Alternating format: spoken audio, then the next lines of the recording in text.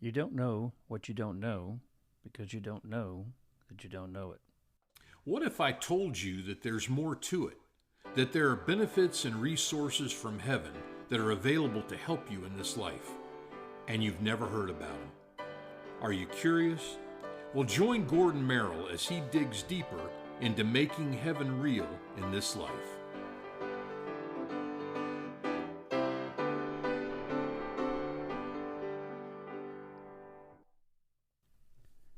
So that's an interesting phrase that I just brought out at the beginning of the show here, where it says, you don't know what you don't know because you don't know that you don't know it.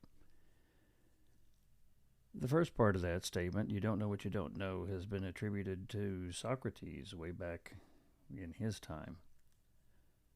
The rest of that may be more of a military adaptation of it that has happened over the years. And if you've had any dealings with the military, you probably have heard that phrase yourself several times. But let's kind of unpack it and break it down just a little bit and see what we got. Obviously, you don't know what you don't know is a very straightforward statement, and nobody's going to really argue too much with that. But the second part of that kind of unpacks several different ideas. You don't know what you don't know because you don't know that you don't know it. You can't be responsible for what you don't know. And if you don't know that you don't know it, then there's no way for you to be expected to go research a topic that you don't even know.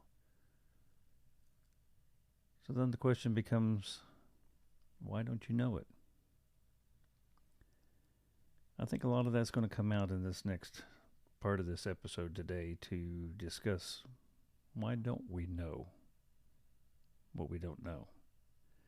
Especially from the standpoint of being a religious person and a person that believes in God and a person who may have been brought up in a church and all those years in church. And why do you still have things that are a part of the Bible and a part of God that you still don't know?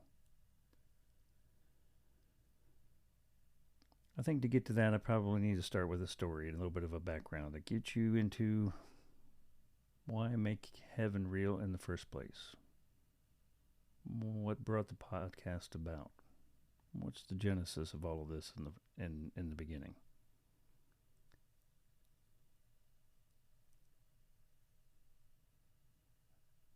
Several years ago, God brought into my life a wonderful woman.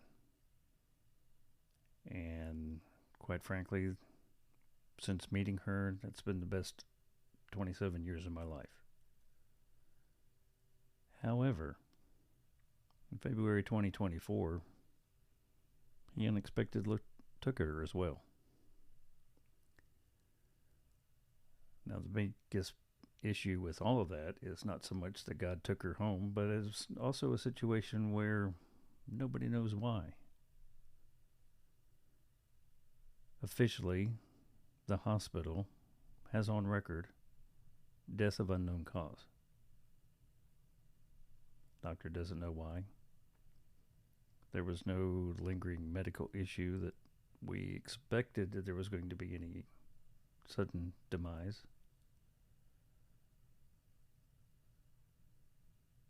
Just before the procedure that she went to surgery to do, the doctor visited us in the room and said, it's no big deal. We do these all the time. Less than 1% chance of any kind of a risk. We'll be back in 30 minutes. But never returned. So if the doctor doesn't know, the hospital doesn't know, and me having some medical background in my life as well, can't really lay that to rest. I went ahead and paid for a private autopsy, which, wouldn't you know it, doesn't know either.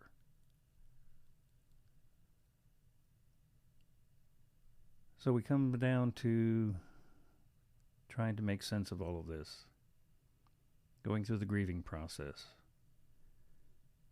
understanding as best we can why there's a sudden void. Everything was going great. Yeah, she had some aches and pains, and she had some medical issues, but nothing major and nothing that we were expecting a sudden demise from by any means. What was really hard to get used to was Saturday and Sunday. On that weekend, we had a wonderful time. Went out for a ride in the car. Most of our outings like that were just aimless. We'd take off, have no idea where we were going, what we were going to do, but by the end of the day, we came back and had a blast. And this weekend was no different. Monday, she went to the doctor's office to have blood work. And that started the chain of events where the doctor noticed something was wrong, had me come pick her up and take her to the emergency room, and by nightfall that day she was gone. Very quick, very sudden, very unexpected, and no known reason. Now I'm going to kind of jump ahead a little bit here and let you know that there's a known reason now, but that may be a subject for a future episode. Even knowing that reason, there was still a lot that needed to be unpacked, a lot that needed to be worked through, a lot of emotions that needed to be taken care of, and quite frankly, a lot of dependence of God during that time. A lot of what was going on during that time was uncharted territory. And what makes that worse is I grew up in a church. A lot of people have this joke about being a cradle person in their denomination, basically meaning they were taken to church by their parents when they were still newborn and spent the time in the nursery and have been in church ever since. From that standpoint, I was a cradle church member. So why do I get to a situation like this where there's no answers? Certainly with all that time in church, I should know pretty much everything there is to know or anything there is to be taught about the Bible that would help a long-time believer through this situation.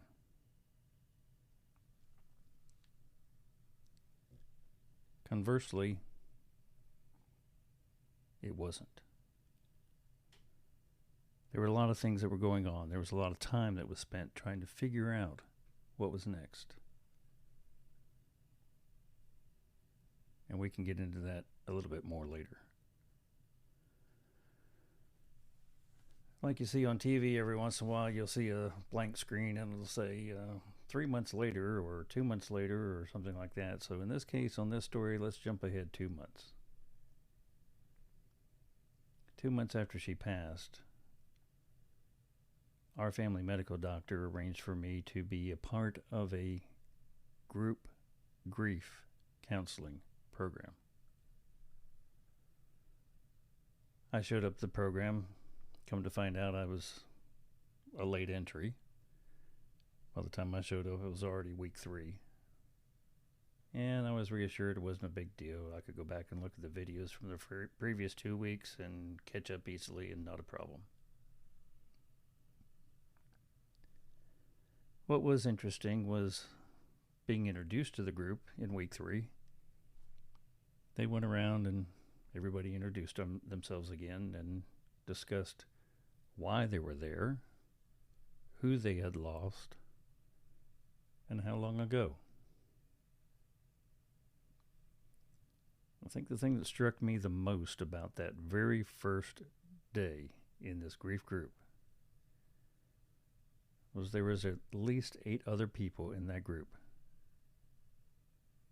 And I was, by definition, the one there who had lost their loved one the earliest.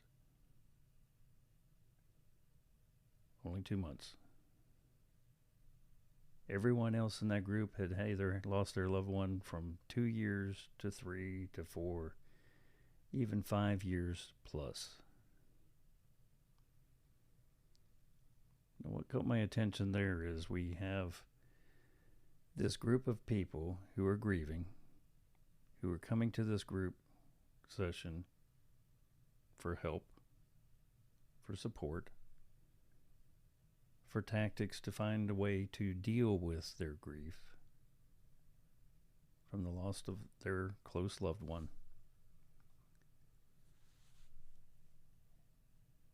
But they're still doing this 2, 3, 4, and 5 years out.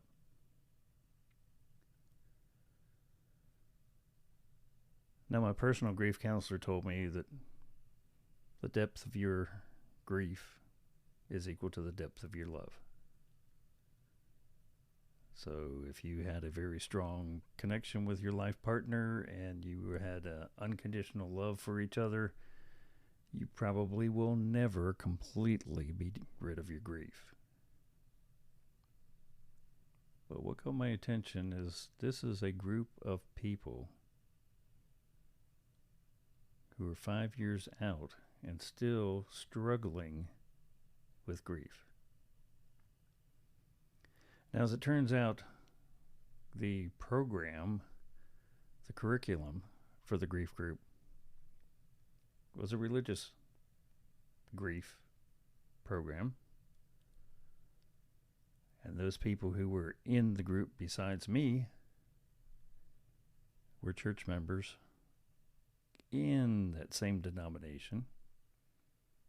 And the group was meeting in the church of that denomination.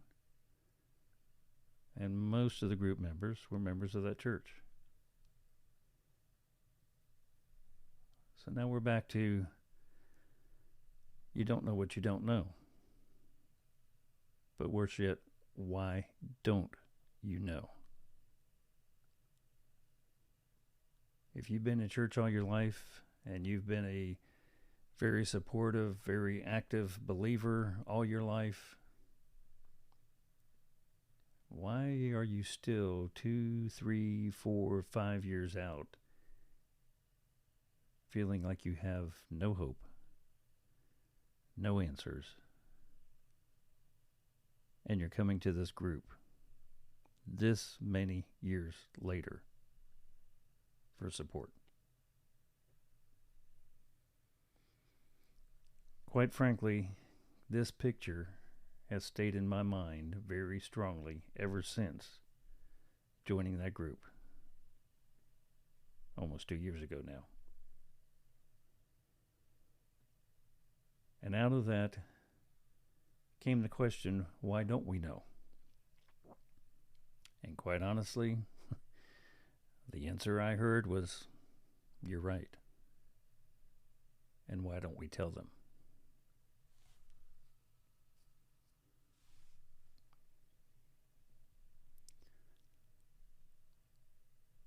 My previous boss was a Army commander.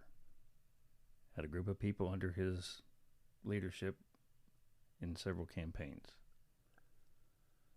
When they got back, several from his group later committed suicide. One of the things that was so wonderful to me during this time after losing my wife was this boss kind of took it upon himself to be almost his own version of a suicide watch. He talked to me regularly. He checked in with me regularly. Wanted to know what was on my mind, how I was doing. A couple times a week.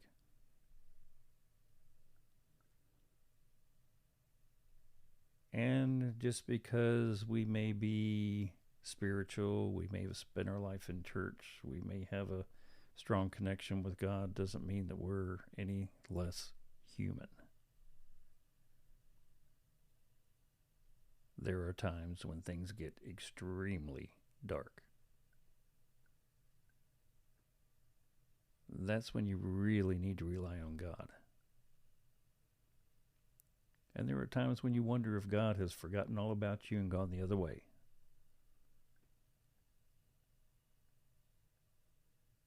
I'm here to tell you that's not the case. Just from personal experience.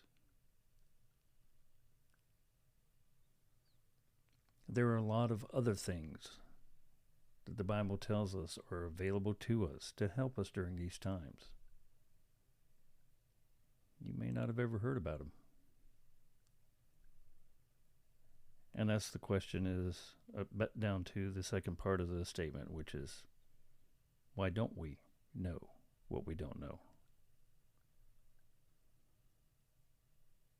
And quite honestly, that could probably turn into 2 separate additional episodes on their own. So let's break it down a little bit more. There were 8 other people in the room besides me. No one had a loss in their life less than 2 years ago. And none of the people in that room had any idea why their loved one was gone, what happened.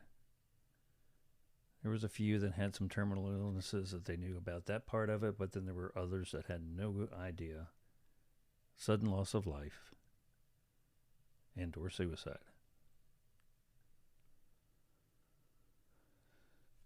What was in this group was a total group of very spiritual church-going members.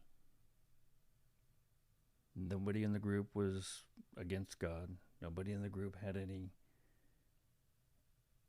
issues with believing in or knowing God personally. And most had been in church all their life. I know when I grew up, one of the things that was thrown at me when I was in church was 3 to thrive. In order to be good at your spiritual walk, you needed to be in church 3 times a week. 3 to thrive. Well, okay, let's break that down a little bit. If you actually go to church 3 times a week, that means that you're getting 3 sermons a week, and 3 sermons times, let's say 50 weeks. Give you a week off to be sick and 1 for vacation. So 3 sermons times 50 weeks is 150 sermons a year. And if you grew up in a church, you probably spent a good 20 years in that church, which rounds out to about 3,000 sermons. Okay. So let's pivot here a little bit. Let's take a look at the standard, publicly recognized version of the Bible. There are 66 books. Everyone knows that for the most part. But what you may not know is in those 66 books, there's 1,189 chapters. And in those 1,189 chapters, there's 31,102 verses. So if we break that down to the 3,000 sermons over 20 years, then there's 10 verses a sermon needed to completely cover everything in the Bible in your 20 years.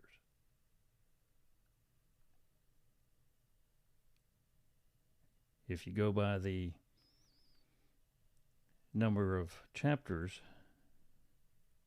you should be able to cover each chapter 2.5 times in that 20 years. So if we've got that much time and that many sermons, and we've got God-fearing people who are providing those sermons for you, how come there's parts of the Bible we still don't understand? We still don't know that are available to us, and we still have not practiced enough to be able to rely on it.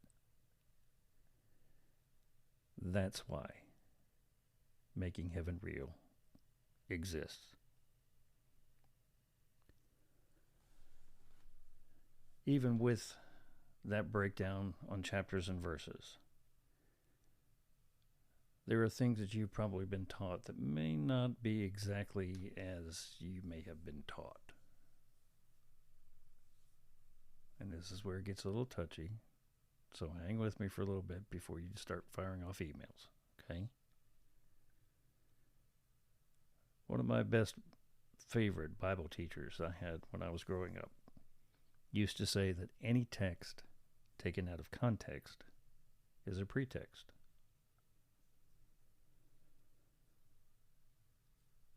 So what does context involve? It involves the rest of the story, not to sound like Paul Harvey. It involves everything in the narrative in the chapters around it. It involves the book itself and the reason behind the book and who it was addressed to and why. It also involves the author and how the author has a different impact on how the material was presented. It includes the time in history when this was written, as well as some of the common practices during that time, and many other things. So the context involves a whole lot more than just the rest of the chapter or the rest of the book. One of the other Bible teachers I had a privilege to sit under locally used to have an hour-long Bible study on Thursday nights.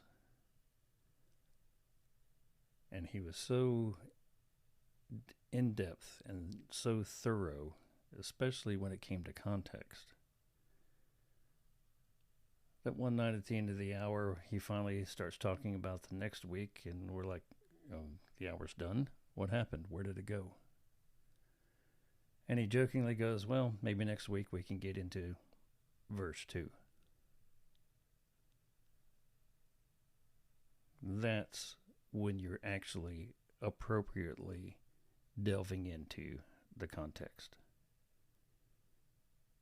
And that's something we'll bring up again and get into more detail in later episodes.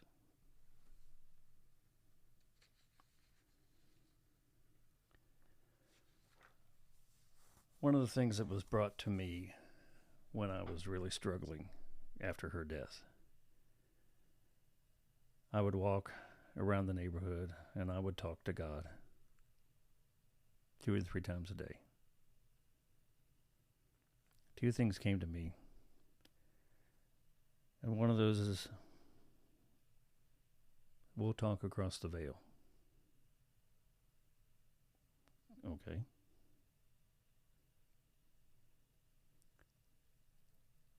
When was the last time you actually talked to God? Can you describe what it sounds like when you actually hear God talk to you? We'll get into that in a different episode as well. So what I want to do in the rest of the time for this episode is discuss for you what the focus and purpose of making heaven real is. As you've probably seen in some of the material presented in the web pages, is there's probably lots of things in the Bible you've never heard completely brought in the context, or you may have heard presented completely differently. This podcast is probably not something that you want to listen to while you're supposed to be focused on something else, because this is going to cause you to think. We want you to think about what you're hearing. Question things that you have established in your own mind. Reason through what you're hearing. And reevaluate what you may have been taught over the years.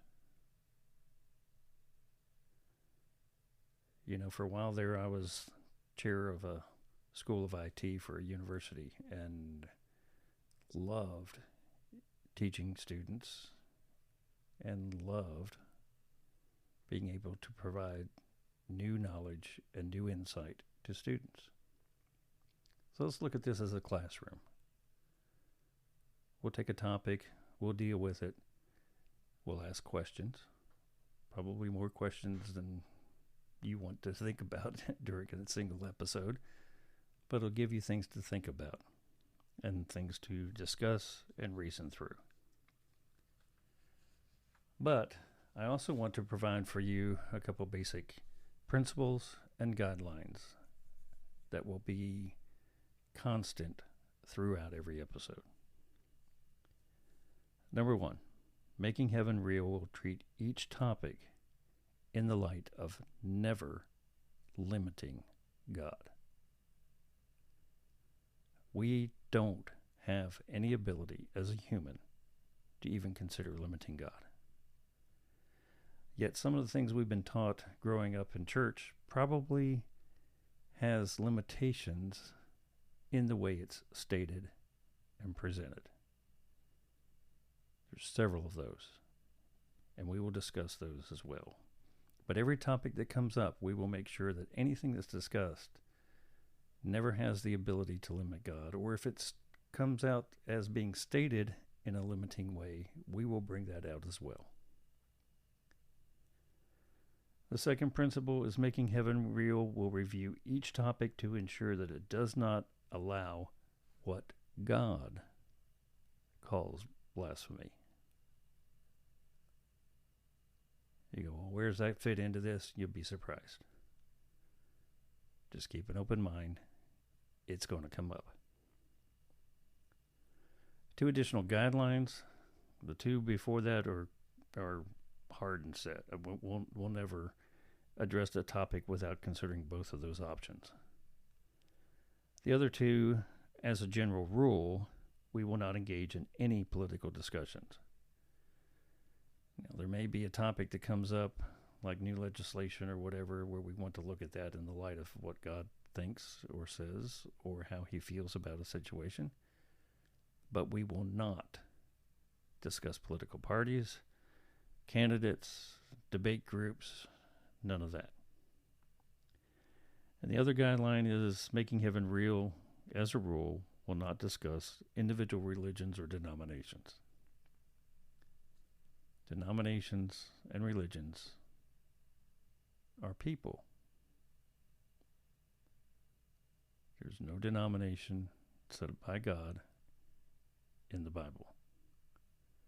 So we're going to look at everything from God's Word, from God's perspective, and leave denominations and individual religions out.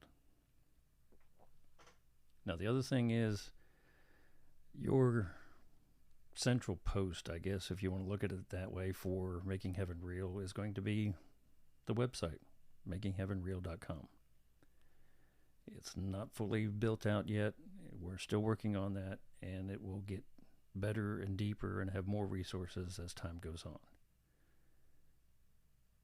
Besides the website, we have other web pages like Facebook, X, YouTube, Spotify, several of those options available as well.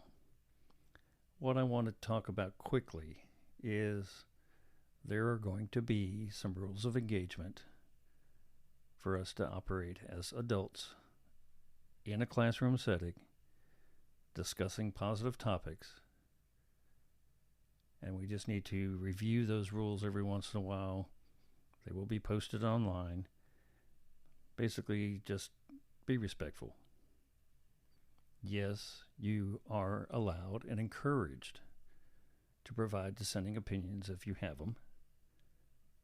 But again, be respectful and don't provide a dissenting opinion until you have done some research and can provide at least one scriptural reference that would tend to support your opinion.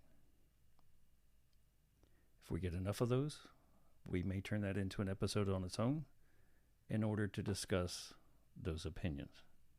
Okay? Don't use this to post about your grandma's cookie recipe or a new book that you're working on, or heaven forbid somebody come up and say, well, heaven's not real. You all are crazy for even believing about it. Any of that kind of stuff will be addressed with the person posting it the first time.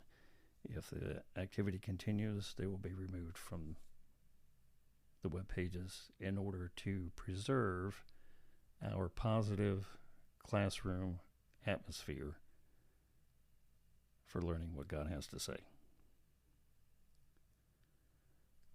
I hope you have got a good glimpse of what making heaven real is,